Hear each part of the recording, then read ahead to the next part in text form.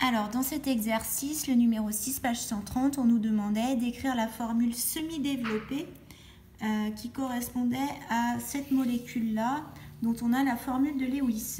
Bon, c'est une formule de Lewis, puisque vous voyez que c'est un peu comme une formule développée. Il y a toutes les liaisons de représenter et il y a en plus des doublets non liants, par exemple sur le soufre, sur l'azote et sur les oxygènes. Voilà, donc formule semi-développée. Vous devez vous souvenir ce que c'est qu'une formule semi-développée. Et qu'une formule donc semi-développée, c'est une formule un peu moins détaillée que la formule de Lewis ou que la formule développée. C'est une formule sur laquelle on ne va pas dessiner les liaisons qui relient les atomes d'hydrogène.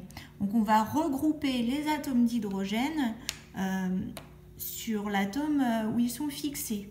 Donc, par exemple, là, sur le premier carbone, on voit qu'on a 3 atomes d'hydrogène et on ne va pas dessiner leur liaison à ces 3 atomes d'hydrogène. On va écrire directement CH3. Donc CH3, ça correspond à ce CH3, ça correspond à ça. Ensuite, atome suivant, on a le soufre. Là maintenant, on n'est plus en formule de Lewis, donc on n'écrit pas les doublets non liants. On dessine toutes les liaisons sauf celles qui relient les hydrogènes. Donc après, je vais dessiner mon carbone. Sur ce carbone, je vois que j'ai 2 hydrogènes, ici. Donc je vais écrire CH2.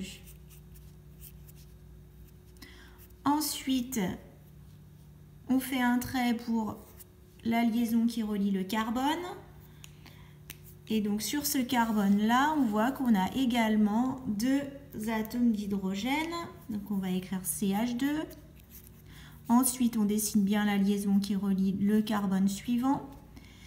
Et sur ce carbone, on voit, alors première chose, qu'on a un hydrogène ici. Et on va bien dessiner la liaison qui relie l'azote. Et l'azote, pareil, on ne dessine pas les liaisons avec les hydrogènes. Donc on va écrire NH2 pour ce groupe-là.